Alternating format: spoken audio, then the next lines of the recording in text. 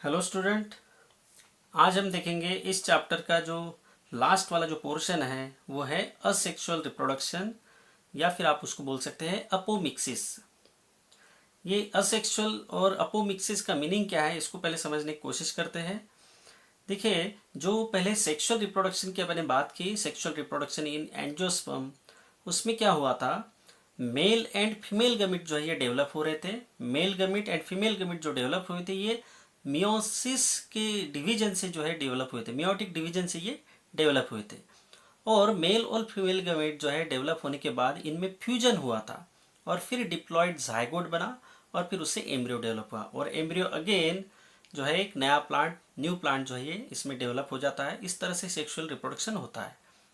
मगर asexual reproduction में इस तरह से नहीं होता।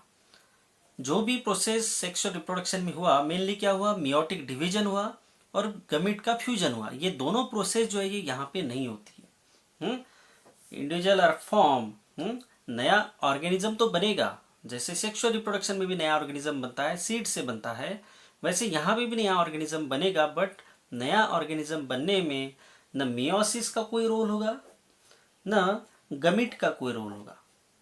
ठीक है, जैसे सेक्सुअल रिप्रोडक्शन में गमीट्स बने और उनका फ्यूजन हुआ, मियोसिस हुआ गमीट बनने के लिए, तो ये दोनों प्रोसेस हुए, एक तो मियोसिस और दूसरा गमेट्स का फ्यूजन। ये दोनों प्रोसेस सेक्सुअल रिप्रोडक्शन में हो रहे थे। ये दोनों चीजें जो है यहाँ पे नहीं होगी। आपको पता है मियोसिस कहाँ पे हुआ था, पोलन ग्रेन बनने के लिए जो है मियोसिस हुआ था। और दूसरा मेगास्पोर मदर सेल से जो है मेगास्पोर बने थे, 4 हैप्लॉइड मेगास्पोर बने थे और उनमें से एक सर्वाइव कर रहा था जिसको फंक्शनल मेगास्पोर बोला जाता था और 3 जो है ये डिजेनरेट हो रहे थे। ठीक है ना, तो वो जो है मियोसिस यहाँ पे नहीं होता है, न कोई गमिट का फ्यूजन होता है, बट नया प्लांट जरूर बनता है। तो वो कैसे बनता है ये इस टॉपिक में जो है अपने को कवर करना है। तो असेक्सुअल रिप्रोडक्शन को ही जो है, इसी चीज को जहाँ पे मियोसिस और गमिट्स नहीं बनते होता है, मगर न गमिट बनते हैं न मियोसिस होता है, बट नया प्लांट बनता है, तो इस तरह के रिप्रोडक्शन को बोला जाता है असेक्सुअल रिप्रोडक्शन। ठीक है, और इसी को एक अल्टरनेट टर्म भी है, वो है अपोमिक्सिस। अपो का मतलब है विदाउट एंड मिक्सिस का मतलब है मिक्सिंग, सॉरी मिक्सिंग। ठीक है, अपो का मतलब है विदाउट और मिक्सिस का मतलब है मिक्सिंग। तो विदाउट मिक्सिंग मतलब without fusion of male and female gamete, उसको बोला जाएगा अपोमिक्सिस। ठीक है ना, तो इस तरह से अपोमिक्सिस या फिर इसको आप असेक्सुअल रिप्रोडक्शन भी बोल सकते हैं। ठीक है, और यहाँ पे जो नए जो ऑर्गेनिज्म बनते हैं, सिंगल जो कोई भी इंडिविजुअल जो बनता है यहाँ पे जो असेक्सुअल रिप्रोडक्शन की वजह से होता है, तो उसको क्लोन बोला जाता है। असेक्सुअल रिप्रोडक्शन की वजह से जब नया जब इंडिविजुअल जो बनता है, जो भी एक सिंगल पॉपुलेशन बनती है उसको जो है क्लोन बोला जाएगा। ठीक है, क्लोन क्या बोलेंगे उसको, क्लोन। नई जो पॉपुलेशन बनेगी विदाउट मिक्सिंग, विदाउट मियोसिस, तो उसको बोला जाएगा क्लोन। और each member of that clone is called as ramet. एक उसमें से जो मेंबर रहेगा उस पॉपुलेशन का उसको बोला जाएगा रैमेट। तो whole population is called as clone but single member is called as ramet. ठीक है, ये आपको समझना है। देन बेसिकली अपोमिक्सिस जो है या असेक्सुअल रिप्रोडक्शन जो है ये 2 मेथड से होता है। Basically it is divided into 2 method. 2 method कौन से हैं, एक है अगैमोस्पर्मी और एक है वेजिटेटिव प्रोपेगेशन, है ना, अगैमोस्पर्मी एंड वेजिटेटिव प्रोपेगेशन या वेजिटेटिव रिप्रोडक्शन। ठीक है, यहाँ पे जो है डिफरेंस क्या है ये पहले समझना जरूरी है। अगैमोस्पर्मी में क्या होता है, अगैमोस्पर्मी जो है यहाँ पे जैसे सेक्सुअल रिप्रोडक्शन में जैसे एम्ब्रियो फॉर्म होता है, ठीक उसी तरह से यहाँ पे भी एम्ब्रियो फॉर्म होता है, बट यहाँ पे फर्टिलाइजेशन और मियोसिस फिर भी नहीं होता। देखिए, embryo is form but without fertilisation and meiosis. तो जैसे कि मेल एंड फीमेल गमेट का फ्यूजन होना चाहिए, जैसे सेक्सुअल रिप्रोडक्शन में यही होता है, मेल गमेट ट्रैवल करता है up to the female gamete, female gamete जो है ये एम्ब्रियो सैक के अंदर होता है और वो बाद में जो है दोनों का फ्यूजन होता है। तो एम्ब्रियो सैक के अंदर जो है ट्रिपल फ्यूजन होता है, डबल फर्टिलाइजेशन होता है और मेल एंड फीमेल गमेट का फ्यूजन होता है। तो जो भी एक सेल के साथ जो मेल गमीट फ्यूज होता है तो उससे जो फर्स्ट सेल बनता है वो जायगोट बनता है, और जायगोट के बाद में कन्वर्जन एम्ब्रियो में होता है। मगर यहाँ पे एम्ब्रियो जो है ये बनता जरूर है अगैमोस्पर्मी में, बट यहाँ पे इस तरह का कोई फ्यूजन भी नहीं हुआ, मतलब फर्टिलाइजेशन नहीं हुआ, और फर्टिलाइजेशन नहीं हुआ, न मियोसिस हुआ, मगर फिर भी एम्ब्रियो बना। तो वो क्या मेथड्स है कि एम्ब्रियो फिर भी बन जाता है विदाउट फर्टिलाइजेशन और मियोसिस। तो उसको समझते हैं। देखिए, एक उसमें से जो एक टाइप है वो है डिप्लोस्पोरी, एक है डिप्लोस्पोरी, एक है एडवेंटिव एम्ब्रियोनी, और एक है अपोस्पोरी। ये तीन टाइप से जो है इस तरह का एम्ब्रियो बनता है। तो देखिए क्या हो रहा है यहाँ पे। देखिए यहाँ पे क्या होता है डिप्लोस्पोरी में, जैसे आपको पता है कि मेगास्पोर मदर सेल, जैसे आर्चिस्पोरियम सेल होते हैं, आर्चिस्पोरियम सेल जो न्यूसेलस के कुछ जो सेल्स होते हैं, न्यूसेलस के कुछ जो सेल है, एक जो सेल होता है उसमें वो क्या हो जाता है, थोड़ा सा डिफ्रेंशिएट हो जाता है, बाकी सेल से थोड़ा सा अलग हो जाता है, उसको बोला जाता है आर्चिस्पोरियल सेल। वो आर्चिस्पोरियल सेल जो है यही बाद में जो है मेगास्पोर मदर सेल कहलाता है ना। Archesporial cell will become megaspore mother cell. अब मेगास्पोर मदर सेल, इसमें जनरली क्या होना चाहिए, मियोसिस होना चाहिए। सेक्सुअल रिप्रोडक्शन में यही होता है कि मेगास्पोर मदर सेल में फिर मियोसिस होगा, और उससे फिर 4 हैप्लॉइड जो है मेगास्पोर बनेंगे। ठीक है, ये नॉर्मली यही होता है। मेगास्पोर मदर सेल जो डिप्लॉयड है उसमें मियोसिस होके 4 हैप्लॉइड मेगास्पोर बनने चाहिए। उसमें से जो 3 जो है, ये सब कहाँ हो रहा था, ओव्यूल के अंदर। तो उसमें से जो 3 जो माइक्रोपाइलर एंड की तरफ जो होते हैं वो जनरली डिजनरेट हो जाते हैं। एक ही फंक्शनल रहता है, एक ही सर्वाइव करता है, वो है चलाइजल एंड वाला। ठीक है, तो ये नॉर्मली होता है कि मेगास्पोर मदर सेल में मियोसिस होगा, बट यहाँ पे मेगास्पोर मदर सेल तो बना, बट मेगास्पोर मदर सेल में मियोसिस नहीं हुआ, है ना। मेगास्पोर मदर सेल जो है इसमें मियोसिस नहीं हुआ, बट मेगास्पोर मदर सेल ने डायरेक्टली क्या दिया, एम्ब्रियो सैक बना दिया विदाउट मियोसिस। देखिए एम्ब्रियो सैक बन गया, विदाउट मियोसिस एम्ब्रियो सैक तो बन गया। ऑब्वियस सी चीज है, जब मेगास्पोर मदर सेल में जब मियोसिस होता तो उसका क्रोमोसोम नंबर हाफ हो जाता और 4 ऐसे सेल बनते जिनको बाद में अपन मेगास्पोर बोलने वाले थे।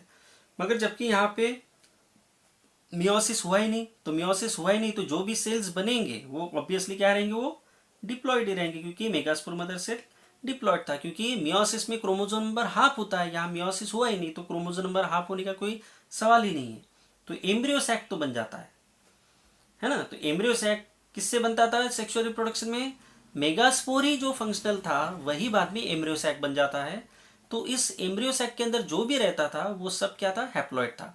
मतलब एक cell, synergid, then antipodals, then central nuclei जो है, ये सब क्या थे, ये सब हैप्लॉइड थे। मगर यहाँ पे ऐसा नहीं है। यहाँ पे एम्ब्रियो सैक जो है ये किससे बन रहा है, मेगास्पोर मदर सेल से बन रहा है, बट विदाउट मियोसिस हो रहा है। तो एम्ब्रियो सैक खुद भी क्या है, डिप्लॉयड है ना। तो मेगास्पोर से जो एम्ब्रियो सैक बना, न मियोसिस हुआ न कुछ हुआ, तो ये क्या है, खुद ही एम्ब्रियो सैक अभी डिप्लॉयड है।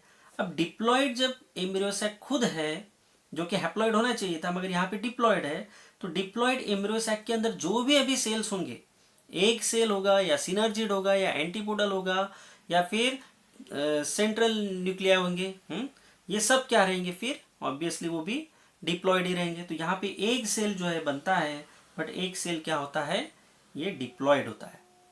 ठीक है ना। और एक सेल डिप्लॉयड होता है तो उससे फ्यूजन का कोई सवाल ही नहीं है, क्योंकि फ्यूजन होके भी क्या होने वाला था, मेल गमिट जो हाफ था हैप्लॉयड था, फीमेल गमिट हैप्लॉयड था, हैप्लॉयड हैप्लॉयड मिलके डिप्लॉयड ही बनाने वाले थे।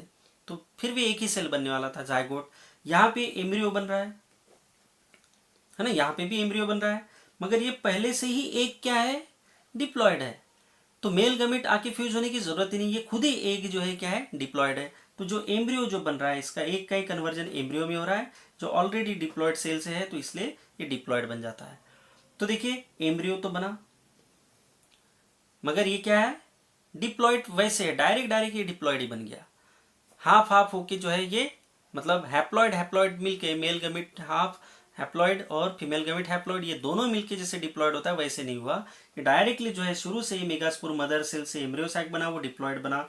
एक सेल जो है उसके अंदर जो है वो खुद ही डिप्लॉयड है, इस वजह से एम्ब्रियो भी क्या है, डिप्लॉयड है। तो एम्ब्रियो बनता तो है बट एम्ब्रियो क्या होता है यहाँ पे, डिप्लॉयड होता है, ठीक है। और ये शुरू से वैसे ही डिप्लॉयड है, हाफ हाफ होके नहीं हो रहा है। तो ये जो है इस तरह का जो है एम्ब्रियो डेवलपमेंट है। देखिए यहाँ पे न मियोसिस हुआ, न कहीं मेल और फीमेल गैमेट का कोई फ्यूजन हुआ, मगर फिर भी एम्ब्रियो बना, और इसलिए इसको बोला जाता है अगैमोस्पर्मी, जहाँ पे without fertilisation and without meiosis जो है एम्ब्रियो का डेवलपमेंट होता है। तो वो इस तरह से होता है, डिप्लोस्पोरी इसको बोला जाएगा। देन दूसरा जो टाइप है वो है एडवेंटिव एम्ब्रियोनी। तो नेक्स्ट टॉपिक है adventive embryony.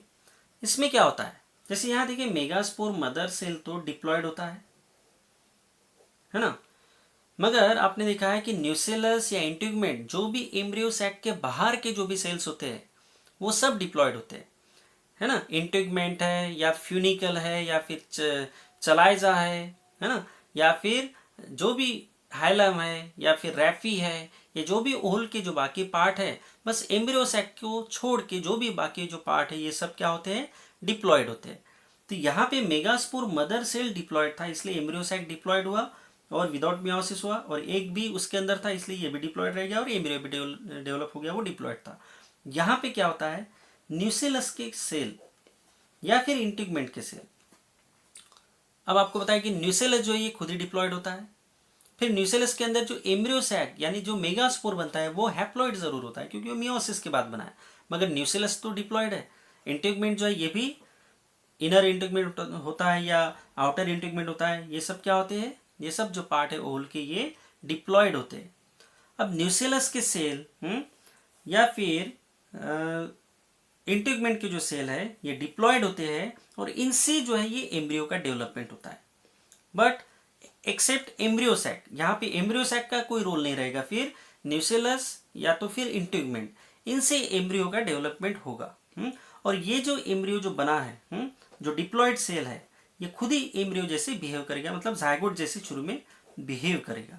And embryo is form from any diploid cell. कौन से डिप्लॉयड सेल हो सकते हैं, वो न्यूसेलस के हो सकते हैं या इंटीग्मेंट के हो सकते हैं, बट वो एम्ब्रियो सैक के नहीं रहेंगे, ठीक है। न्यूसेलस के होंगे या इंटीग्मेंट के होंगे मगर वो एम्ब्रियो सैक के सेल नहीं रहेंगे, और क्या बना देंगे, वो क्या बना देंगे, एम्ब्रियो बना देंगे। इस तरह से एम्ब्रियो का जो है फॉर्मेशन न्यूसेलस या इंटीग्मेंट से हो सकता है, ठीक है। उसके बाद देखिए, उसके बाद है अपोस्पोरी। अपोस्पोरी में क्या होता है, एम्ब्रियो सैक और फीमेल गमेटोफाइट जो है directly form from any diploid cell of the sporophyte except megaspore mother cell. Any diploid cell का मतलब क्या है, यहाँ पे जो भी प्लांट है, प्लांट में ओवरऑल सभी जो सेल्स है लगभग, अगर आप पोलन ग्रेन की या फिर मेगास्पोर की अगर बात छोड़ दे तो बाकी प्लांट के अंदर सभी जो सेल्स है ये क्या है, सब डिप्लॉयड है ना। एंथर के भी सेल आप देखो तो एंथर के अंदर जो है ये माइक्रोस्पोर बन रहा है या पोलन ग्रेन बन रहा है, बट उसके बाहर के सब एंथर वॉल वगैरह सब डिप्लॉयड है वहां तक के। तो मैक्सिमम सभी जो स्टेजेस है ये क्या है, डिप्लॉयड होते हैं, सभी पार्ट्स क्या है लगभग डिप्लॉयड होते हैं प्लांट के अंदर, है ना। तो किसी भी सेल से, प्लांट के किसी भी सेल से, मतलब स्पोरोफाइट बोला जाता है प्लांट को, तो स्पोरोफाइट के किसी भी सेल से जो है एम्ब्रियो सैक बन सकता है। और आपको जैसे कि पता है कि स्पोरोफाइट मतलब डिप्लॉयड, ठीक है। स्पोरोफाइट का मतलब क्या है, डिप्लॉयड जो पार्ट है प्लांट के अंदर उनको स्पोरोफाइट बोला जाता है, ओवरऑल प्लांट को कंप्लीटली स्पोरोफाइट बोला जाता है। तो स्पोरोफाइट क्या रहेगा, डिप्लॉयड रहेगा। तो किसी भी सेल से अगर एम्ब्रियो सैक बनता है तो वो क्या रहेगा, फिर डिप्लॉयड रहेगा।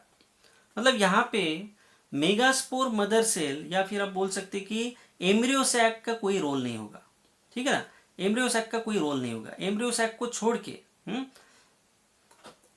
मेगास्पोर मदर सेल को छोड़ के या एम्ब्रियो सैक को छोड़ के जो है बाकी किसी भी सेल से, प्लांट के किसी भी सेल से, स्पोरोफाइट से किसी भी सेल से जो है एम्ब्रियो सैक बनेगा, ठीक है। एम्ब्रियो सैक बनेगा, बट कैसे बनेगा, विदाउट मियोसिस। न मियोसिस हुआ न कुछ हुआ, मगर एम्ब्रियो सैक जो है ये बना, और किसी भी डिप्लॉयड सेल से बना। जो प्लांट में जो भी सेल है डिप्लॉयड वो किसी भी सेल से बन सकता है, तो उसको बोला जाता है अपोस्पोरी। क्या बोलेंगे उसको, अपोस्पोरी। तो इस तरह से 3 मेथड है। देखिए पहले में क्या हुआ, मेगास्पोर मदर सेल से एम्ब्रियो सैक बना, ठीक है। और फिर एम्ब्रियो सैक खुद जब डिप्लॉयड है तो उसके अंदर के कोई भी सेल जो है वो डिप्लॉयड ही रहेंगे, तो उसमें एक सेल भी डिप्लॉयड ही रहेगा, और एक जब खुद ही डिप्लॉयड है तो वो फ्यूजन की उसको जरूरत नहीं, तो उसने खुद ही एम्ब्रियो बना दिया। सिमिलरली एडवेंटिव एम्ब्रियोनी में भी वही हुआ, न्यूसेलस या एंटिगमेंट जो डिप्लॉयड होते हैं इन्होंने एम्ब्रियो बना लिया, ठीक है, इन्होंने भी एम्ब्रियो बना लिया। मगर यहाँ पे एम्ब्रियो सैक या फिर मेगास्प्रो मदर सेल का कोई रोल नहीं रहा, न्यूसेलस के सेल या एंटिगमेंट के सेल जो है इन्होंने एम्ब्रियो जो है बना लिया, तो एम्ब्रियो तो बना। अपोस्पोरी में भी जो है प्लांट का कोई भी सेल जो डिप्लॉयड है, प्लांट का कोई भी सेल जो डिप्लॉयड है, इन्होंने जो है क्या बना दिया, एम्ब्रियो सैक बना दिया। अब जब जो सेल खुद डिप्लॉयड है तो एम्ब्रियो सैक क्या बनेगा, फिर डिप्लॉयड बनेगा। इस तरह से क्या होता है, एम्ब्रियो तो बनता है, अगैमोस्पर्मी में एम्ब्रियो तो बनता है, बट न फर्टिलाइजेशन होता है न मियोसिस होता है, बट एम्ब्रियो का डेवलपमेंट जरूर होता है ना। एम्ब्रियो सैक जब खुद यहाँ पे क्या है, डिप्लॉयड है, तो यहाँ पे एम्ब्रियो भी क्या होने वाला है, डिप्लॉयड होने वाला है। मगर यहाँ पे कहीं पे भी फ्यूजन नहीं हुआ, यहाँ पे कहीं पे भी जो है फ्यूजन मतलब मेल या फीमेल गमेट का फ्यूजन भी नहीं हुआ, न यहाँ पे मियोसिस हुआ, मगर एम्ब्रियो बराबर बना, है कि नहीं, एम्ब्रियो बराबर डिप्लॉयड बना। तो ये जो है सेक्सुअल रिप्रोडक्शन में मेल और फीमेल गमेट के फ्यूजन से हो रहा था, जहाँ पे मियोसिस और फ्यूजन जरूरी था। यहाँ पे न मियोसिस हुआ न फ्यूजन हुआ, बट एम्ब्रियो सैक बनते गया। तो ये जो है यह है अगैमोस्पर्मी, इसी को बोला जाएगा अगैमोस्पर्मी, ठीक है। तो ये सब था अगैमोस्पर्मी के बारे में। उसके बाद जो है छोटा सा एक टॉपिक है जो है पॉली एम्ब्रियोनी, ठीक है, छोटा सा एक टॉपिक है जिसका नाम है पॉली एम्ब्रियोनी, वो अपन देखेंगे। तो देखिए पॉली एम्ब्रियोनी के बारे में बात करेंगे। पॉली एम्ब्रियोनी का मतलब क्या है, जैसे वर्ड्स में ही उसका मीनिंग आ जाता है। देखिए पॉली मतलब मेनी, एक से ज्यादा, और एम्ब्रियो, एम्ब्रियोनी मतलब एम्ब्रियो, तो इसका मतलब क्या हो गया, जब एक से जनरली आप देखते हैं कि एक सिंगल सीड के अंदर एक सिंगल एम्ब्रियो का डेवलपमेंट होता है। जो भी सेक्सुअल रिप्रोडक्शन में अपने बात की, तो एक सिंगल सीड जिसके अंदर एक सिंगल एम्ब्रियो होगा, ठीक है। मगर ये कई बार देखा गया है कि जिम्नोस्पर्म में या कुछ एंजियोस्पर्म में ऐसे होता है कि एक सिंगल सीड के अंदर कई सारी एम्ब्रियो डेवलप हो जाते हैं। तो एक सिंगल सीड के अंदर नॉर्मली एक एम्ब्रियो होना चाहिए था, तो एक से ज्यादा जब एम्ब्रियो हो जाती है एक सिंगल सीड के अंदर, तो उसको बोला जाता है पॉली एम्ब्रियो स्टेज, ठीक है। The phenomena is called as polyembryony. Many embryo क्या बोला जाएगा इसको, many embryo are form inside the single seed, many embryo form inside the single seed. अब ये जो पॉली एम्ब्रियोनी जो है ना, ये जिम्नोस्पर्म में काफी कॉमन है। जिम्नोस्पर्म में ये मैक्सिमम इसमें ये देखा जाता है, जिम्नोस्पर्म में ये बहुत ही कॉमन है, बट एंजियोस्पर्म में ये कॉमन नहीं है। तो कुछ एंजियोस्पर्म ऐसे हैं जिनमें ये देखा जाता है, जैसे कि सिट्रस है, सिट्रस वगैरह या लेमन या सिट्रस, ये जो फैमिली है इनमें जो है इन मेंबर्स में ये जनरली देखा जाता है, ठीक है। अब इसमें देखिए दो तरह के पॉली एम्ब्रियोनी, इसके टाइप्स क्या है, दो तरह के टाइप्स है पॉली एम्ब्रियोनी के, दो टाइप्स है पॉली एम्ब्रियोनी। दो टाइप क्या है, एक तो पॉली एम्ब्रियोनी जो है ये नेचुरल भी हो सकता है, पॉली एम्ब्रियोनी क्या है, नेचुरल हो सकता है, तो उसको बोला जाता है spontaneous poly embryony. If it is natural तो उसको क्या बोला जाएगा, स्पॉन्टेनियस पॉली एम्ब्रियोनी। ये क्या रहेगा, ये नेचुरली होता है, मतलब आप या हम या कोई भी केमिकल वगैरह का कोई रोल नहीं होगा, ये नेचुरल रहेगा, नेचुरली भी ऐसे होता है, तो उसको बोला जाता है स्पॉन्टेनियस पॉली एम्ब्रियोनी।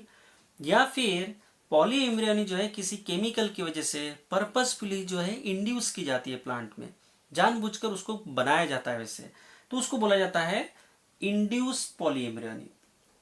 किसी केमिकल की हेल्प से ये किया जा सकता है, ठीक है ना, तो इसको बोला जाएगा इंड्यूस पॉली एम्ब्रियोनी। ये क्या रहेगा, ये पूरी तरह से आर्टिफिशियल रहेगा,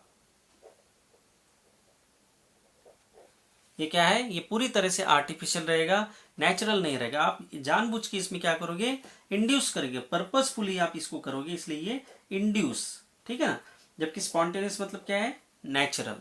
तो इस तरह से जो है एम्ब्रियोनी दो तरह की हो सकती है, एक तो नेचुरल या तो आर्टिफिशियल। अब देखिए इसमें भी दो तरह की पॉलीएम्ब्रियोनी और देखी जाती है।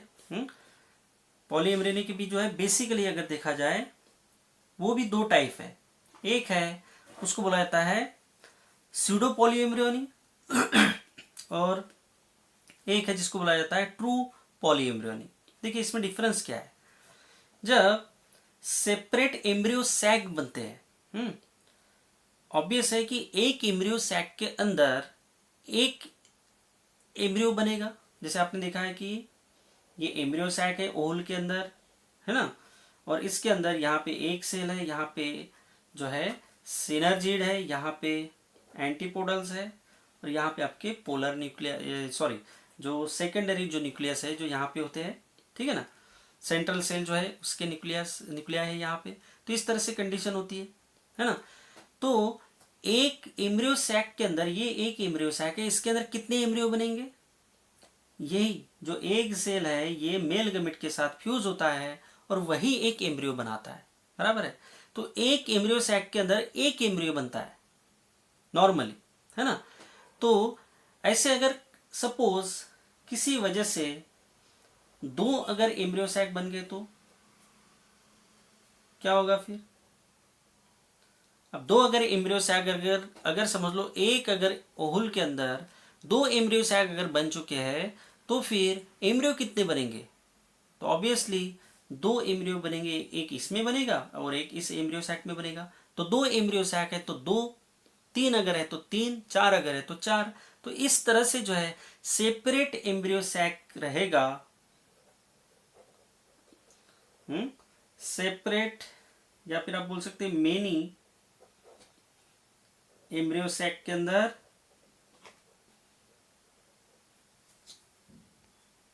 many embryo sac are formed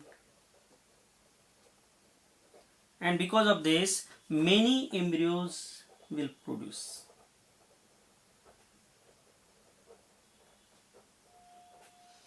कई सारे जब एम्ब्रियो सैक ही जब ज्यादा बन चुके हैं तो फिर एम्ब्रियो तो उतने बनने ही है, तो इसको बोला जाता है फॉल्स या फिर स्यूडो पॉलीएम्ब्रियोनी। क्या बोला जाएगा इसको? फॉल्स या तो फिर स्यूडो पॉलीएम्ब्रियोनी।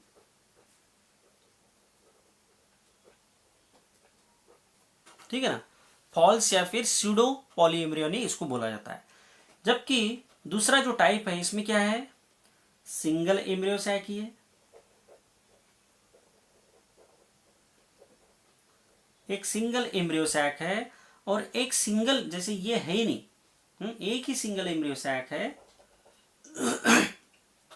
और एक सिंगल एम्ब्रियो सैक के अंदर जो है सिंगल एग सेल रहेगा, दो सिनर्जिड होंगे, तीन एंटीपोडल्स होंगे और दो जो है सेंट्रल जो सेल है उसमें दो पोलर न्यूक्लिया होंगे। ठीक है ना, इस तरह से कंडीशन रहेगी। तो एक सिंगल एम्ब्रियो सैक के अंदर अगर एक से ज्यादा अगर एम्ब्रियो अगर डेवलप होते हैं, वो किसी भी वजह से हो, मगर एक सिंगल एम्ब्रियो सैक के अंदर अगर एक से ज्यादा अगर एम्ब्रियो अगर डेवलप होते हैं तो उसको बोला जाता है ट्रू पॉलीएम्ब्रियोनी। क्या बोलेंगे उसको? True polyembryony.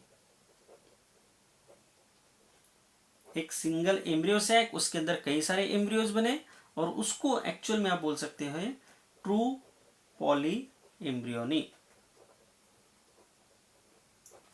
तो सही मायने में देखा जाए तो ये एक्चुअल में पॉलीएम्ब्रियोनी यही है, क्योंकि एक सिंगल एम्ब्रियो सैक के अंदर कई सारे एम्ब्रियो जो है बन रहे थे, इसलिए ये ट्रू सेंस में ये पॉलीएम्ब्रियोनी है। ठीक है, मगर ये भी क्या है, ये एक एक एम्ब्रियो सैक के अंदर एक एक एम्ब्रियो बन रहा है, तो पॉलीएम्ब्रियोनी तो है मगर एक एक एम्ब्रियो सैक की वजह से नहीं, कई सारे एम्ब्रियो सैक है इसलिए कई सारे एम्ब्रियो है। यहाँ पे एक्चुअल में क्या है, एक्चुअल में एम्ब्रियो सैक एक ही है और एम्ब्रियो क्या है ज्यादा है, तो ट्रू सेंस में ये जो है पॉलीएम्ब्रियोनी इसको बोला जाएगा। ठीक है, तो इसको फॉल्स करके बोला जाता है या फिर स्यूडो, स्यूडो का मतलब ही फॉल्स होता है। तो इस तरह से भी पॉलीएम्ब्रियोनी होता है। ठीक है, तो ये दो टाइप है पॉलीएम्ब्रियोनी के। ठीक है, और पॉलीएम्ब्रियोनी की कंडीशन अगर आप देखो तो ये स्पॉन्टेनियस हो सकता है, मतलब नेचुरल हो सकता है, या फिर इंड्यूस मतलब आर्टिफिशियल भी हो सकता है। ठीक है ना। देन इसके रीजंस क्या है, what are the reasons of polyembryony? क्या रीजंस है? Reasons of poly embryony.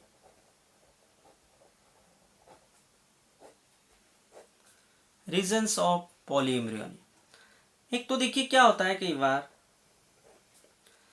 Cleavage of zygote हो जाता है। जायगोट तो पहले पूरा प्रॉपर बन चुका है, मगर जायगोट में किसी वजह से जो है डिवीजन हो गया है ना। जायगोट में जब डिवीजन होता है तो क्या होता है, जनरली एम्ब्रियो का कन्वर्जन होता है, बराबर है। मगर जो प्रॉपर अगर जायगोट का अगर डिवीजन होके अगर एम्ब्रियो बनेगा तो प्रॉब्लम नहीं है। मगर जायगोट जो फर्स्ट जो सेल बना उसका क्लीवेज हो गया है ना, फिर एक जो पार्ट है वो खुद एक एम्ब्रियो को बनाते जा रहा है, और दूसरा जो पार्ट है वो भी एक अलग एम्ब्रियो को बनाते जा रहा है। तो एक जायगोट डिवाइड होके दो पार्ट में डिवाइड हो गए, और उन्होंने दो अलग अलग डायरेक्शन में जो है ग्रोथ शुरू की और दोनों ने अपना अपना एम्ब्रियो बना लिया। तो ये भी एक रीजन होता है पॉली एम्ब्रियोनी होने का, है ना। क्लीवेज ऑफ जायगोट, या आप इसको बोल सकते हैं बडिंग।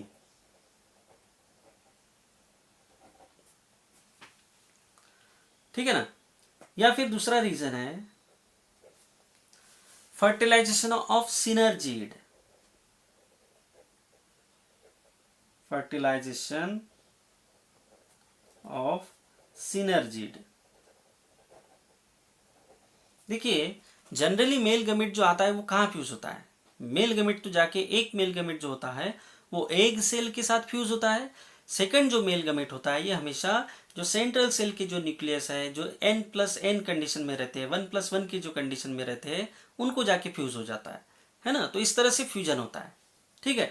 मगर किसी वजह से जो मेल गमेट जो एग के साथ जो फ्यूज होने वाला था, वो तो हो चुका, मगर जो सेकंड जो मेल गमेट है ये सेंट्रल सेल में तो नहीं, बट ये सिनर्जिड को जाके फ्यूज कर देता हो। तो फिर ऐसे भी हो सकता है कि उससे जो है एम्ब्रियो बन जाए सिनर्जिड के फ्यूजन की वजह से, है ना। तो ये भी एक चांस है। देन फर्टिलाइजेशन इन एंटीपोडल सेल। तीसरा क्या है? एंटीपोडल्स भी तो सेल है, वो भी तो हैप्लॉइड थे। जैसे सिनर्जिड हैप्लॉइड थे वैसे एंटीपोडल्स भी हैप्लॉइड थे, तो उनके साथ भी फ्यूजन हो सकता है मेल गमेट का, है कि नहीं। कई बार जो है मेल गमेट उनसे जाके फ्यूज हो गया तो हैप्लॉइड तो दोनों है, तो वहां पे भी एंटीपोडल्स के भी साथ फ्यूजन होके जो है पॉली एम्ब्रियोनी हो सकता है, मतलब एम्ब्रियो एक से ज्यादा बन सकता है। Fertilisation of antipodals.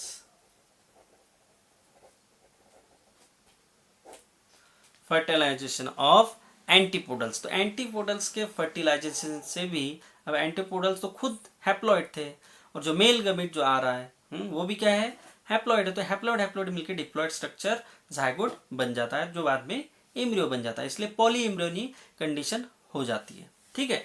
तो ये all the 3 types are present in Lilium. एक लिलियम ऐसा एग्जाम्पल है, लिलियम एक ऐसा एग्जाम्पल है जिनमें ये तीनों तरह की जो है लिलियम, ये तीनों तरह की जो है पॉली एम्ब्रियोनी की जो कंडीशन है, ये भी और ये भी, ये लिलियम में तीनों कंडीशन जो है ऑब्जर्व की गई है। इसलिए लिलियम बेस्ट एग्जांपल है जिसमें आप पॉली एम्ब्रियोनी को बहुत अच्छे से स्टडी कर सकते हैं, ठीक है ना।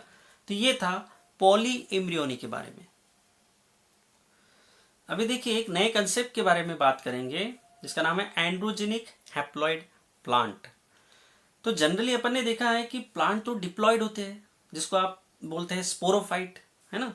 जनरली क्या है, नॉर्मली अगर देखो तो जब प्लांट एम्ब्रियो से डेवलप हो रहा है तो एम्ब्रियो से डेवलप होने वाला प्लांट क्या रहेगा? जनरली वो क्या रहेगा? डिप्लॉयड रहेगा।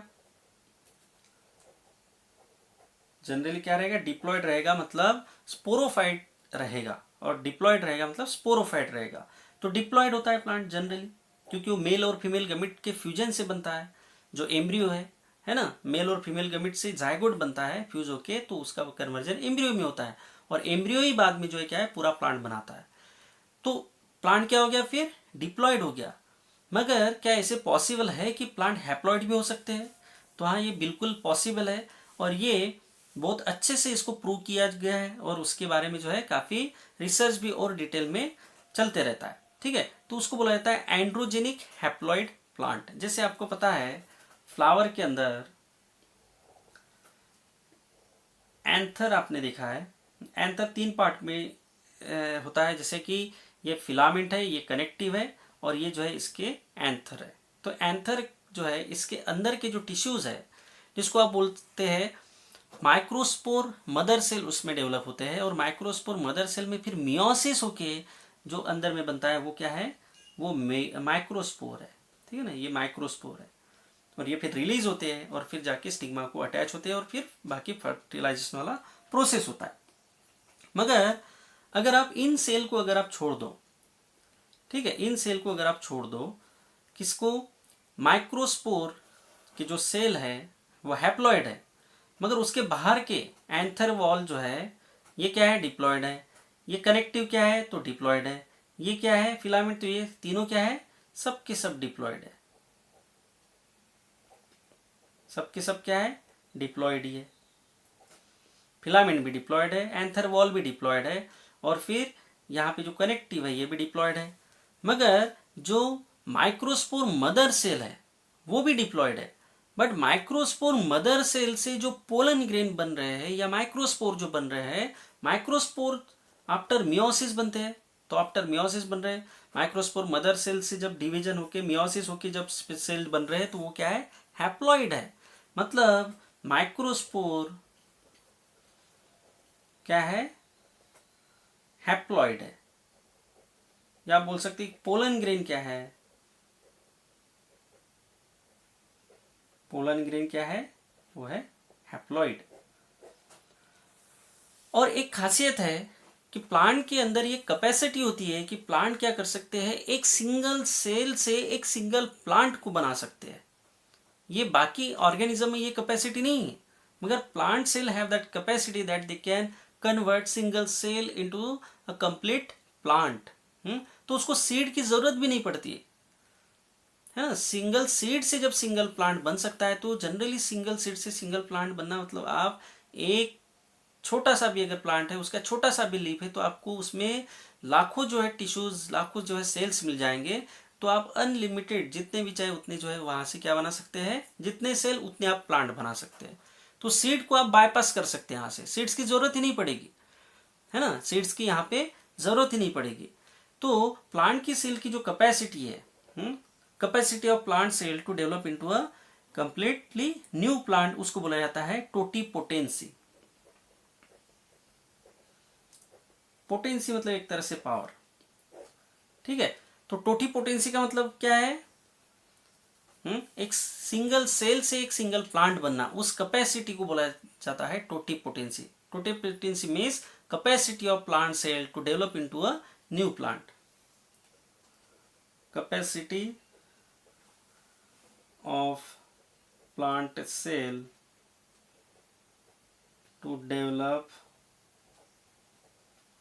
into new plant, इसको बोला जाता है टोटीपोटेंसी। तो इस कैपेसिटी को यूज करते हुए एक साइंटिस्ट है जिनका नाम है हैबरलैंड, कंसेप्ट उन्होंने दिया था ये सबसे पहले। क्या नाम है उनका, हैबरलैंड, हैबरलैंड। इन्होंने सबसे पहले ये कंसेप्ट दिया था कि अगर आप टिश्यू कल्चर में अगर एक सिंगल सेल से एक सिंगल प्लांट बना सकते हैं, तो ये जो माइक्रोस्पोर है ये भी तो एक सेल ही है, या पोलन ग्रेन जो है ये भी क्या है, एक सेल ही तो है, बस ये हैप्लॉइड है। ये क्या है, बस हैप्लॉइड है, मगर है तो एक सिंगल सेल। तो इसमें क्या ये पावर होती है क्या, एक सिंगल सेल से सिंगल प्लांट बनाने की, तो हाँ इसमें भी होती है। पोलन ग्रेन भी क्या है, एक सिंगल सेल है, और ये भी एक नए प्लांट को बना सकते हैं।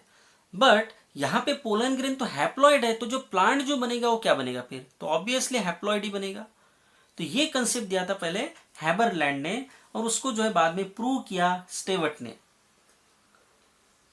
Which is proved bye Stewart. ठीक है, किसने प्रूव किया इसको, स्टेवर्ट ने प्रूव किया, ठीक है। और ये जो हैप्लॉइड प्लांट बनाने की जो प्रोसेस है जिसको स्टैंडर्डाइज किया, वो इंडियन जो साइंटिस्ट है जिनका नाम है गुहा एंड माहेश्वरी। कौन है, उन्होंने क्या किया, दो प्लांट बनाए। दो प्लांट कैसे बनाए, एक जो है डिप्लॉयड बना और दूसरा जो है वो हैप्लॉयड बना। इन्होंने क्या किया, एंथर को लिया, उन्होंने एंथर को लिया और एंथर को लेके, एंथर की जो वॉल है ये तो डिप्लॉयड है, ठीक है, मगर एंथर के अंदर के जो सेल है जो हैप्लॉयड है, जो पोलन ग्रेन है, जो माइक्रोस्पोर है वो हैप्लॉयड है। तो उन्होंने एंथर का टिश्यू कल्चर किया, एंथर का टिश्यू कल्चर किया और एंथर का टिश्यू कल्चर किया तो उन्होंने देखा कि एंथर के वॉल से क्या है, एंथर वॉल से जो प्लांट बने टिश्यू कल्चर करने के बाद वो क्या थे, डिप्लॉयड थे, ठीक है। जबकि जो एंथर से जो डेवलप हुए, ठीक है, जो एंथर से जो डेवलप हुए मतलब सॉरी जो पोलन ग्रेन से डेवलप हुए वो क्या थे,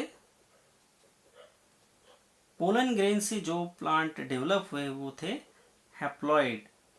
तो एक ही एंथर से आप दो तरह के प्लांट बना सकते हैं। एंथर के वॉल से आप डिप्लॉयड प्लांट बना सकते हैं और पोलन ग्रेन से आप जो है हैप्लॉइड बना सकते हैं।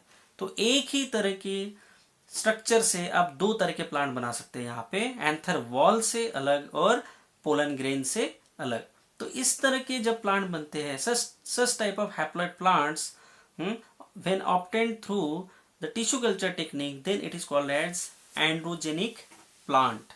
क्या बोला जाता है उसको, एंड्रोजेनिक। जो प्लांट एंथर से डेवलप होते हैं उनको एंड्रोजेनिक प्लांट बोला जाएगा, ठीक है। एंड्रोसेम से ही एंड्रोजेनिक वर्ड आया है, ठीक है ना। तो एंड्रोजेनिक कौन से प्लांट है, जो हैप्लॉइड है, ठीक है, जो पूरा प्लांट तो बन जाता है मगर वो पूरे प्लांट के जो सेल्स है वो सभी हैप्लॉइड मिलेंगे आपको।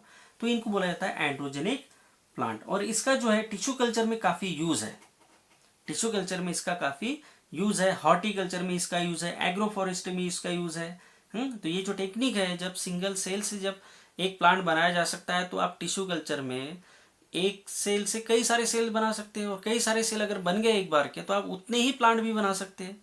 तो आप सीड्स को बायपास यहाँ कर सकते हो, जिस प्लांट में सीड्स बनता ही नहीं वहां पे टिश्यू कल्चर करके जो है प्लांट को प्रोपेगेट किया जा सकता है कि नहीं। तो टिश्यू की मतलब सीड्स की जरूरत ही नहीं पड़ेगी, डायरेक्ट आप जो है सेल्स लो या टिश्यूज लो, उनसे प्लांट बना लो, है कि नहीं। और इसमें जो है सीड से जो सीड बॉर्न जो डिसीजेस है उसको भी कंट्रोल किया जा सकता है। सीड्स के सीड कोट में या सीड्स के अंदर भी कई सारे डिसीज हो सकते हैं, कई सारा इन्फेक्शन हो सकता है, मगर यहाँ पे वो भी जो है उससे भी बचाया जा सकता है।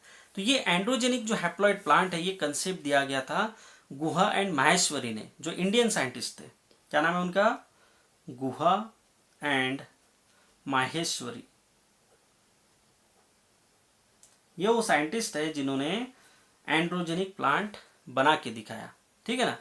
तो ये बहुत बड़ा वर्क था और ये नया कंसेप्ट था एकदम, है। और जो माहेश्वरी है उन्होंने एक बुक भी पब्लिश की थी जिसका नाम है an introduction to the embryology of angiosperm. काफी बड़े साइंटिस्ट है गुहा एंड माहेश्वरी इस फील्ड में टिश्यू कल्चर के, और इसलिए उनका जो है काफी रिस्पेक्ट से इसमें नाम लिया जाता है, ठीक है। तो ये आज अपन ने देखा एंड्रोजेनिक हैप्लॉइड प्लांट के बारे में। अब जो है जो सेकंड जो अपना जो टॉपिक था वो था वेजिटेटिव प्रोपेगेशन। अगैमोस्पर्मी अपन ने देखा। अगैमोस्पर्मी के बाद जो है, यहां देखिए अगैमोस्पर्मी अपन देख चुके हैं, है ना। उसमें डिप्लोस्पोरी, एडवेंटी एम्ब्रियोनी और अपोस्पोरी अपन देख चुके हैं। उसके बाद जो है वेजिटेटिव प्रोपेगेशन, जो सेकंड जो मेथड है असेक्सुअल रिप्रोडक्शन में, वो है वेजिटेटिव प्रोपेगेशन। वो अपन ने नहीं देखी है, वो अपन देखेंगे कि इसमें क्या होता है, वेजिटेटिव प्रोपेगेशन में क्या होता है।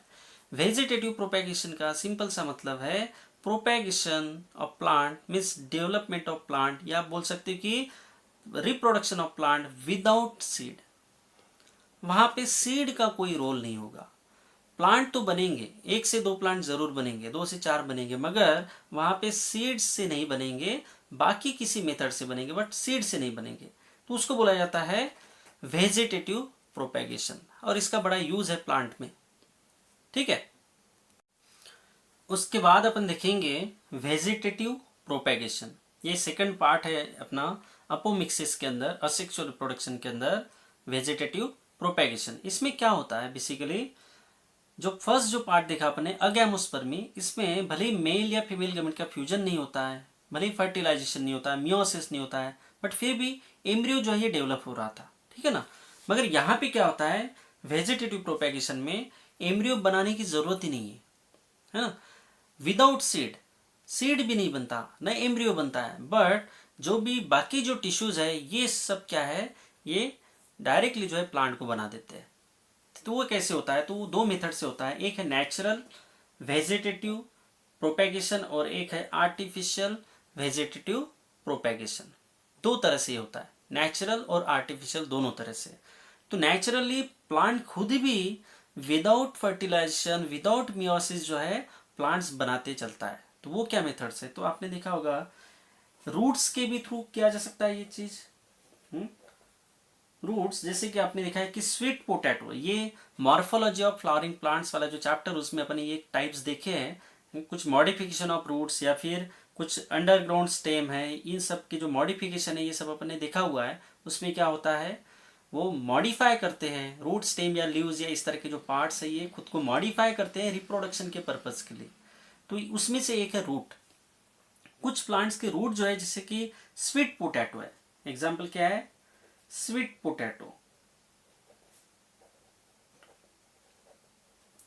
है ना। स्वीट पोटैटो में क्या होता है, वेजिटेटिव प्रोपेगेशन होता है, मतलब अगर आप इनके रूट्स को अगर आप निकाल के अलग से लगा दो तो नया प्लांट बन जाएगा, है ना। इसके अगर आप रूट्स को निकाल के, स्वीट पोटैटो के जो ट्यूबरस रूट होते हैं इसमें, है ना, इसमें क्या होते हैं, ट्यूबरस रूट होते हैं।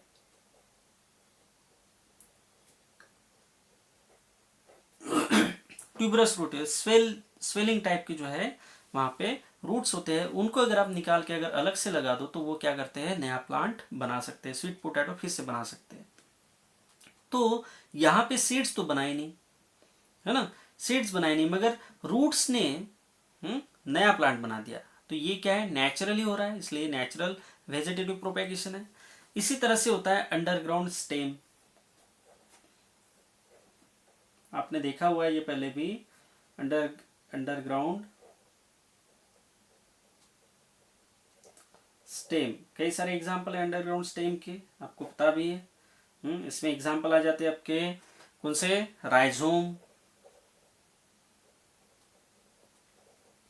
राइजोम्स का एग्जाम्पल है, जिसमें जिंजर है, टर्मरिक है ना, जिंजर अदरक और टर्मरिक,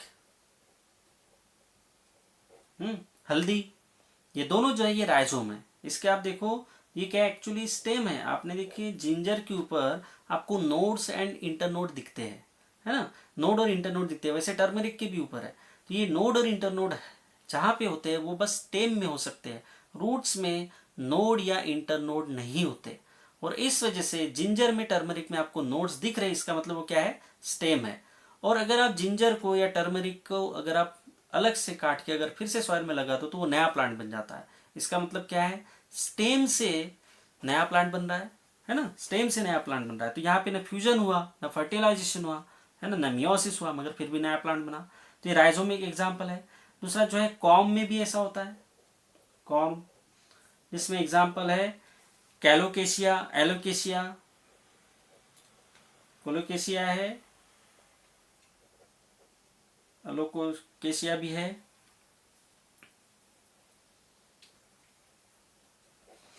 देन बल्ब्स या अनियन या गार्लिक आप देख लो, बल्ब बोला जाता है उनको, अनियन या गार्लिक, इनमें आप देखो इनका स्टेम से जो है ये क्या है, नए प्लांट बन जाते हैं, या ट्यूबर्स है, ट्यूबर्स आपने देखा है।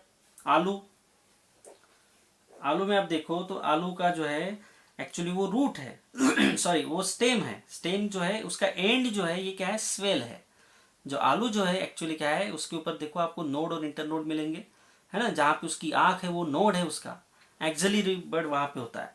तो वो जो है ट्यूबर जो है, आलू जो है ये ट्यूबर है, और उससे अगर आप आलू को अगर लगा दो तो उससे नया प्लांट बन जाता है, मतलब स्टेम से नया प्लांट बन रहा है ना। तो ये इसका एग्जाम्पल है पोटैटो। देन अब देखिए शक्कर,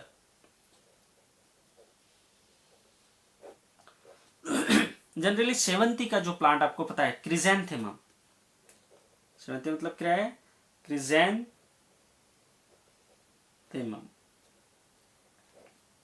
इनमें ये देखा जाता है। उसके जो है बेस से, सॉइल के सरफेस से जो है नए नए जो है शूट निकलना शुरू हो जाते हैं। क्या है, नए नए शूट जो है सॉइल सरफेस से नए नए शूट निकलना शुरू हो जाते हैं। अगर आप उसको वहां से पिक कर लो, अलग से सॉइल में अगर लगा दो, तो वो फिर से नया प्लांट बन जाता है। तो ये सकर से, ट्यूबर से, बल्ब से, कॉम से, राइजोम से, मतलब स्टेम के किसी भी पार्ट से जो है आप नया प्लांट बना सकते हैं। और ये सब नेचुरली होता है, ये आप और हम नहीं कर रहे, ये प्लांट्स में ऑलरेडी प्रेजेंट है। ये सब जो है टेक्निक प्लांट के पास खुद ही है। देन उसके बाद देखिए क्रीपर्स है।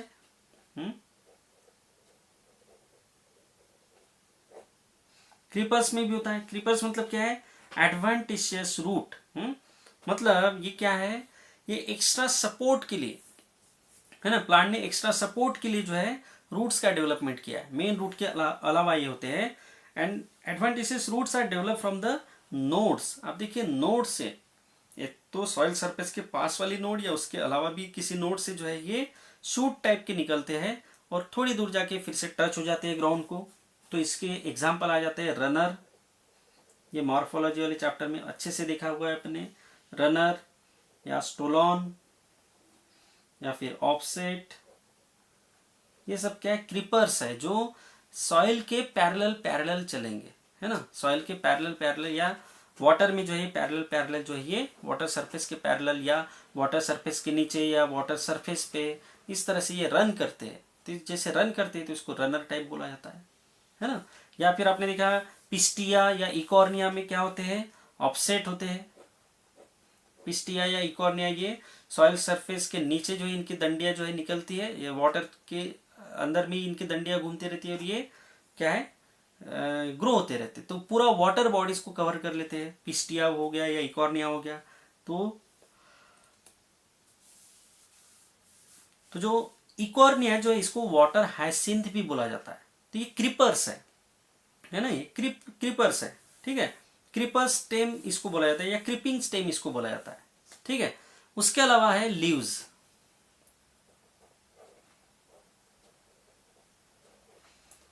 इसमें जो एग्जाम्पल है, ये लीव्स क्या करते हैं, किसी किसी प्लांट के जो लीव्स है, ये क्या करते हैं, इनके एडवेंटिशियस बर्ड्स डेवलप होते हैं इनके लीव्स के ऊपर, ठीक है ना। जैसे कि ब्रायोफाइलम है, इसमें एग्जाम्पल है ब्रायोफाइलम, या फिर बिगोनिया एक प्लांट है। इसमें क्या होता है, ब्रायोफाइलम या बिगोनिया टाइप के प्लांट में क्या होता है, जैसे ब्रायोफाइलम अगर आप देखो तो इस तरह से, और ये जो नॉच है, इस नॉच के ऊपर जो है ऐसे रूट्स डेवलप होते हैं, है ना। और ये पार्ट अगर कहीं टूट के गिर गया तो उस पार्ट से नया प्लांट बन जाता है ना। रूट लाइक स्ट्रक्चर यहाँ पे डेवलप हो गए, वो सॉइल को जैसे मिल गया, टच हो गया, तो उसने जो है फिर नया प्लांट बना लिया। तो इस तरह से लीव्स का भी यूज करते हुए जो है नए प्लांट बन सकते हैं, ठीक है। तो नेचुरली ये सब हो रहा है। तो नेचुरल में क्या आ गए, रूट्स आ गए, स्टेम आ गए, क्रीपर्स आ गए, लीव्स आ गए। मतलब रूट, स्टेम एंड लीव्स से कई सारे प्लांट में जो है क्या है, नेचुरली वेजिटेटिव प्रोपेगेशन होता है। उसके बाद जो है आर्टिफिशियली भी आप क्या कर सकते हैं, प्लांट को वेजिटेटिवली प्रोपेगेट कर सकते हैं। जैसे एक सिंपल टेक्निक उसमें वो है कटिंग। कटिंग एक बहुत ही सिंपल टेक्निक है जिसमें क्या किया जाता है, generally separated portion of root, stem या लीफ, या इस तरह का कोई भी जो पार्ट है, रूट हो सकता है, स्टेम हो सकता है, या और भी कोई पार्ट हो सकता है प्लांट का, separated portion of root, stem और लीव्स, इनमें से कुछ भी हो सकता है, can be use as cutting. और उसको अगर आप सॉइल में लगा दो तो आप क्या बना सकते हैं, नया प्लांट बना सकते हैं। जैसे आपने देखा होगा जनरली शुगर केन में, एग्जाम्पल इसके शुगर केन। शुगर केन को कैसे लगाया जाता है आपने शायद देखा होगा। शुगर केन की जो है स्टेम को कट किया जाता है और छोटे छोटे टुकड़े जो है जिसके ऊपर नोड प्रेजेंट हो एटलीस्ट, उनको जो है सॉइल में गाड़ दिया जाता है और वाटर देने के बाद काफ़ी टाइम बाद जो है उसमें फिर नया प्लांट जो है ग्रो होना शुरू हो जाता है, मतलब उसको रूटिंग आ जाता है और नया प्लांट ग्रो हो जाता है। तो शुगर केन में देखा जाता है। वैसे आपने देखा होगा रोज में भी इसी तरह से होता है। रोज में अगर आप गुलाब के प्लांट की अगर आप डंडी काट के लगा दो तो उसको जो है बाद में क्या हो जाता है, रूट्स आ जाते हैं और प्लांट शूट भी आ जाता है और नया प्लांट बन जाता है। वैसे आपने देखा होगा चाइना रोज, चाइना रोज में भी इसी तरह से देखा गया है ना। तो यहाँ पे सिंपली आप स्टेम की कटिंग लगा सकते हैं और नया प्लांट को बना सकते हैं। सिंपली स्टेम कटिंग से नया प्लांट बन जाएगा। ठीक है। दूसरी एक टेक्निक है वो है ग्राफ्टिंग।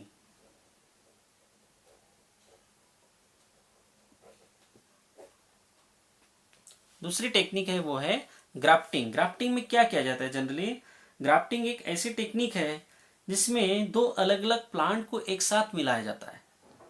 ग्राफ्टिंग में क्या किया जाता है, दो अलग अलग प्लांट को एक साथ मिलाया जाता है और उससे क्या हो जाता है, थर्ड जो प्लांट बनता है उसमें दोनों के कैरेक्टर आ जाते हैं। जैसे कि जनरली किसमें किया जाता है, जो दो अलग अलग प्लांट के कैरेक्टर अगर आपको एक साथ लाने हो, एक प्लांट के अंदर दो सिस्टम होते हैं, एक रूट सिस्टम होता है और एक शूट सिस्टम होता है ना। ये क्या है, ये आपका शूट सिस्टम हो गया और ये जो रहेगा ये क्या है, ये रूट सिस्टम रहेगा। ठीक है। तो इस तरह से रूट और शूट सिस्टम रहेगा। मगर प्लांट तभी ज्यादा सक्सेसफुली अच्छे से ग्रो हो सकता है जब दोनों सिस्टम उसके स्ट्रांग हो। ये क्या है, ये शूट सिस्टम, ये स्ट्रांग है बट रूट सिस्टम अगर वीक है तो भी प्लांट को नुकसान हो सकता है, या रूट सिस्टम अगर बहुत अच्छा है और शूट सिस्टम अगर वीक है तो भी प्लांट को नुकसान हो सकता है। तो वो को क्या किया जा सकता है कि दोनों सिस्टम बहुत अच्छे हो। जनरली ऐसा होता है कि दोनों सिस्टम कई सारे प्लांट में अच्छे नहीं होते। तो अपने लिए अगर ड्यूरेबिलिटी अगर मैटर करती है, प्लांट की लाइफ अगर मैटर करती है, तो आपको दोनों सिस्टम स्ट्रांग बनाने पड़ेंगे। तो उसके लिए एक मेथड है, जैसे मौसम्बी है, या फिर ऑरेंजेस है या फिर नींबू है, इन कैटेगरी के जो प्लांट है इनमें जो है क्या किया जाता है, कलम बांधी जाती है। आपने कलम बांधना सीखा होगा कभी, ये देखा होगा कभी, सुना होगा। उसमें क्या किया जाता है, जिस प्लांट का रूट सिस्टम ज्यादा स्ट्रांग है उसका रूट सिस्टम को यूज किया जाएगा, और जिसका शूट ज्यादा अच्छा है उसका शूट सिस्टम यूज किया जाएगा, और दोनों को मिला के एक थर्ड प्लांट बन जाएगा। जिसका रूट सिस्टम अच्छा था उससे रूट ले लिया, जिसका शूट सिस्टम अच्छा था उससे शूट ले लिया और दोनों को ज्वाइन कर दिया। तो नया जो प्लांट बनेगा उसका शूट सिस्टम भी अच्छा रहेगा और रूट सिस्टम भी अच्छा ही रहेगा। तो इस टेक्निक को बोला जाता है ग्राफ्टिंग। ठीक है ना। तो इसमें जो रूट का जो स्टॉक लिया जाता है, रूट का जो पार्ट लिया जाता है उसको बोला जाता है स्टॉक। रूट सिस्टम के लिए जो लिया जाएगा उसको बोला जाएगा स्टॉक, और जो शूट के लिए जो लिया जाएगा उसको बोला जाएगा सियोन। शूट के लिए जो लिया जाएगा वो रहेगा सियोन, रूट के लिए जो लिया जाएगा वो रहेगा स्टॉक। और इसमें क्या किया जाता है, दोनों को मिला के थर्ड जो है प्लांट बना दिया जाता है।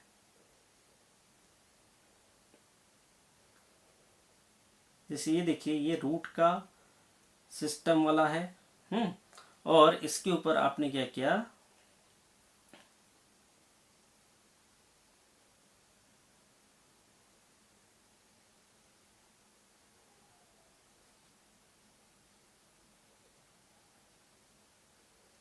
देखिए इस तरह से आपने जो इसको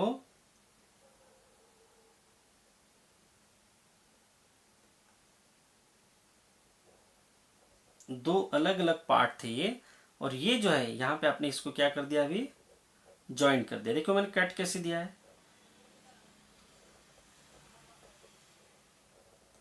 अब ये जो ऊपर का जो पार्ट है ये क्या है, ये आपका सियोन है, और ये जो ये क्या है, स्टॉक है। ठीक है। और दोनों को मैंने ज्वाइन कर दिया है। अब दोनों को ज्वाइन करने के बाद कुछ टाइम तक आपको जो है इसको थोड़ा सा टाइटली होल्ड करके रखना पड़ेगा। मतलब कुछ दिन जो है आप उसको बांध के रख दो पॉलीथीन से, ऐसे बैग से या पॉलीथीन से जो है, या किसी चीज से ऐसे टाइट बांध दो ताकि वो जो है हिले नहीं। और इस तरह से कुछ दिन बाद इनका जो कैम्बियम जो है, वैस्कुलर जो कैम्बियम होता है, ये मैच हो जाता है। सियोन का और स्टॉक का वैस्कुलर कैम्बियम अगर एक बार मैच हो गया तो उनको वैस्कुलर सप्लाई अगर शुरू हो गया, स्टॉक ने अगर वैस्कुलर सप्लाई यहाँ से झाइलम और फ्लोएम से सप्लाई अगर शुरू कर दिया, तो फिर कोई प्रॉब्लम नहीं, फिर ये सक्सेसफुल हो जाएगा और बाद में एक ही प्लांट जैसे ये दोनों बिहेव करेंगे। ठीक है, तो जिन प्लांट में कैम्बियम होता है, तो आपको पता है एंजियोस्पर्म में कैम्बियम कहाँ पे होता है, डाइकोट में होता है, तो डाइकोट में ये पॉसिबल है ना। ग्राफ्टिंग जो है डाइकोट में पॉसिबल है, मोनोकॉट में नहीं है। ठीक है, क्योंकि मोनोकॉट में क्या है, कैम्बियम ही नहीं, तो मोनोकॉट में कैम्बियम नहीं तो फिर ग्राफ्टिंग पॉसिबल नहीं, तो इसलिए डाइकोट में की जाती है। और डाइकोट में जो की जाती है ये कई सारे जो ऐसे प्लांट है, जैसे मैंगो में की जाती है, रोजेस में भी की जाती है, ऑरेंजेस में की जाती है, जैसे गावा में किया जाता है, एप्पल में किया जाता है, ऐसे कई सारे प्लांट में जो है ये इस तरह से ग्राफ्टिंग करके जो है नया प्लांट बनाया जाता है। इसका एडवांटेज ये हो जाता है कि दो अलग अलग प्लांट की खासियत आप एक ही प्लांट पे ला सकते हैं, तो ये ग्राफ्टिंग का फायदा है। ठीक है, इसी तरह से बर्ड के लिए भी अगर ग्राफ्टिंग की जाए तो उसको बर्ड ग्राफ्टिंग बोला जाएगा। किसी बर्ड को आपने ले लिया, यहाँ जो है आपने बर्ड को फिट कर दिया, तो वो बर्ड जो है नया शूट सिस्टम डेवलप कर लेगा, तो इस तरह से बर्ड ग्राफ्टिंग भी की जाती है। देखो थर्ड जो टेक्निक है वो है लेयरिंग। इसमें देखिए क्या किया जाता है, जनरली जिन प्लांट की ब्रांचेस लॉन्ग होती है, काफ़ी लंबे ब्रांचेस जिनके होते हैं, उनमें जो है क्या किया जाता है, लेयरिंग की टेक्निक को जो है अप्लाई किया जाता है। तो देखिए लेयरिंग में क्या किया जाएगा, जिन ब्रांचेस की जिन प्लांट की ब्रांचेस जो है ज़्यादा लॉन्ग होती है, उनको जैसे वो सॉइल को टच हो जाती है, वेट की वजह से ये झुक जाएगी और धीरे धीरे सॉइल को टच हो जाएगी। तो जिस पॉइंट पे वो टच हो जाती है ना, उस पॉइंट पे, उस जगह पे जो है उसके ऊपर मिट्टी डाल दो, तो वो जो है सॉइल के कांटेक्ट में आ गया, तो वहां से उसको रूटिंग शुरू हो जाएगा। और फिर मेन ब्रांच, मेन प्लांट से उसको कट कर दो, तो जो रूटिंग शुरू हो गया एक बार का, उसको आपने मेन ब्रांच से, मेन प्लांट से उसको कट भी कर दिया, तो क्या होगा, वो नया प्लांट बन जाएगा, है ना।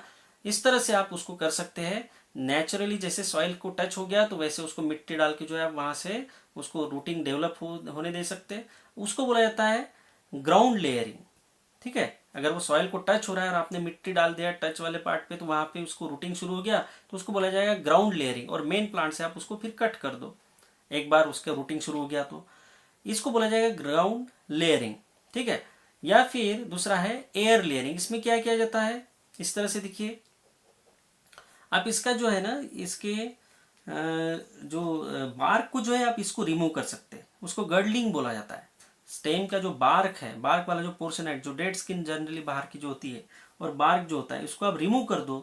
रिमूव करके कुछ काऊ डंग या फिर मिट्टी या फिर कचरा कूड़ा या कॉटन या वाटर, इस तरह से जो है उसका पूरा मिक्सचर बना के, काऊ डंग, क्ले वगैरह, इसका मिक्सचर बना के उसको जो है अगर आप यहाँ लगा देते हो, पहले आपने बार्क को हटा दिया, फिर मिट्टी का और काऊ डंग वगैरह का मिक्सचर यहाँ पे लगा दिया, तो उसको जो है रूटिंग शुरू हो जाएगा, उसको जो है रूटिंग शुरू हो जाएगा। और जनरली यहाँ से अगर रूटिंग शुरू हो गया, तो अब ये रूट जैसे डेवलप हो गए, अब यहाँ से आप इसको कट कर दो और नई जगह पे अगर लगा दो, तो क्या हो जाता है, नया प्लांट बन जाता है ना। यहाँ पे रूटिंग शुरू हो गया और यहाँ से अगर आपने इसको आपने कट भी कर दिया, तो नई जगह पे इसको आप लगा सकते हैं और वो नया प्लांट जैसे काम करेगा।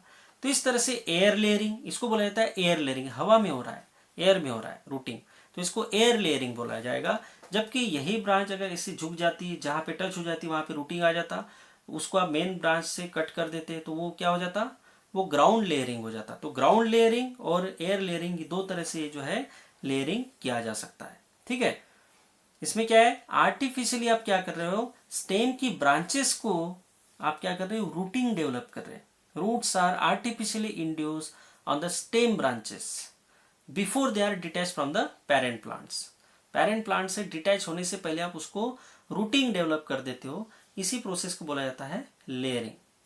ठीक है, roots are artificially induce on the stem. Layering का मतलब क्या है, roots are artificially induce on stem। ठीक है, तो ये जो है लेयरिंग में किया जाता है। तो इस तरह से ये कुछ टेक्निक है, आर्टिफिशियल ये टेक्निक है, जिससे क्या किया जा सकता है, प्लांट को आर्टिफिशियल मेथड से जो है डेवलप किया जा सकता है। तो ये आर्टिफिशियल है टेक्निक, कुछ जो है नेचुरल है, जो मैंने बता दिया, रूट्स स्टेम, लीव्स, क्रीपर्स वगैरह, इनमें जो है क्या किया जाता है, इनसे नेचुरल तरह से जो है नया प्लांट बनता है जो नेचर में ऑलरेडी अवेलेबल है। मगर आर्टिफिशियली ये जो टेक्निक है कटिंग वाला या ग्राफ्टिंग वाला या फिर लेयरिंग वाला, ये जो है अपन ने आर्टिफिशियली इसको डेवलप किया है। ठीक है। ग्राफ्टिंग तो खैर काफ़ी यूज़ का है, जहाँ पे देखिए संतरा और मौसम्बी की जो है कलमें बनाई जाती है। संतरा का जो स्टॉक होता है वो स्ट्रांग होता है, अच्छा होता है, बट उसका रूट सिस्टम वीक है। मगर आप देखो जो नींबू का जो पेड़ है उसका रूट सिस्टम ज़्यादा स्ट्रांग होता है ना, मगर उसका फ्रूट आप खा नहीं सकते, ज़्यादा खट्टा होता है। नींबू जो है ज़्यादा खट्टा होता है, आप उसको ऑरेंज जैसे तो उसकी टेस्ट नहीं है, मगर उसका रूट ज़्यादा स्ट्रांग है। तो उसका रूट सिस्टम लेके और जो ऑरेंज है उसका शूट सिस्टम लेके नया प्लांट बनाया जाता है, तो उसको कलम बोला जाता है, कलम बांधना बोलते हैं उसको। तो उसमें जो है इस तरह से काम होता है। सियोन मतलब जो शूट स्टॉक है, और जो स्टॉक जो रहेगा ये क्या रहेगा, रूट वाला जो है उसको स्टॉक बोला जाएगा। इस तरह से दोनों को ज्वाइन करके आप जो है क्या है कुछ दिन तक बांध के रखो, उनका कैम्बियम का मैचिंग हो गया, वैस्कुलर सप्लाई शुरू हो गया, तो वो प्लांट सक्सेसफुल हो गया। इस तरह से आर्टिफिशियली और नेचुरली दोनों तरह से जो है क्या है वेजिटेटिव प्रोपेगेशन होता है। तो ये था असेक्सुअल रिप्रोडक्शन के बारे में। और असेक्सुअल रिप्रोडक्शन का ही दूसरा नाम है अपोमिक्सिस। उसमें भी अपन ने अगैमोस्पर्मी और वेजिटेटिव प्रोपेगेशन दो टाइप्स देखे। तो इन दोनों जगह पे जो है क्या है मिक्सिंग नहीं हुआ, न वेजिटेटिव प्रोपेगेशन में न अगैमोस्पर्मी में मिक्सिंग नहीं हुआ मेल और फीमेल गमेट का, और न मियोसिस हुआ। ठीक है, मगर फिर भी नए प्लांट बने। तो इसीलिए जहाँ पे विदाउट मिक्सिंग मतलब विदाउट मियोसिस और विदाउट गमेट फॉर्मेशन अगर नया प्लांट बनता है तो उसको बोला जाएगा असेक्सुअल रिप्रोडक्शन। तो ये जो है ये सब मेथड से इनसे जो है असेक्सुअल रिप्रोडक्शन हो सकता है। समझ में आ गया होगा आपको, है ना। बहुत सिंपल है असेक्सुअल रिप्रोडक्शन, बहुत सिंपल तरह से मैंने समझाया भी है, काफ़ी अच्छे से मैंने कोशिश की है। अगर आपको कोई भी अगर इसमें डाउट है तो आप मुझे जो है डायरेक्टली आप कमेंट्स कर सकते हैं। आई होप आपको ये पूरा चैप्टर जो है sexual reproduction in flowering plants और asexual reproduction in flowering plants, ये आपको शायद अच्छे से समझ में आया होगा। तो चलिए इसी लेक्चर के साथ जो है ये चैप्टर को यहाँ पे एंड करते हैं। आगे नया कोई चैप्टर लेंगे और नए से मैं किसी चैप्टर को आपको पढ़ाऊँगा और इससे अच्छे भी और टेक्निक से अच्छे तरीके से पढ़ाने की कोशिश करूँगा। तो चलिए थैंक यू वेरी मच। आपने बहुत पेशेंसली मेरे लेक्चर सुने, उसके लिए काफ़ी थैंक यू आपको। Thank you very much.